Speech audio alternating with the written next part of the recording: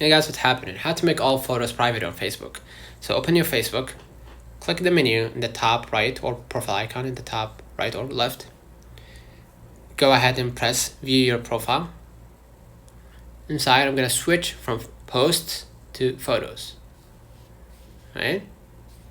And in my case, I don't have an album created. So let me create an album and a name to that album, because that's the only way I can make all my photos private, right?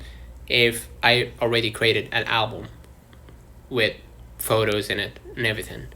Now click the three dots inside your album, hit edit album, press share with public.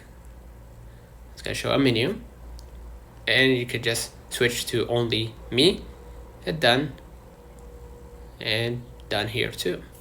Now your photos are private on Facebook. Consider liking this video, subscribe, it really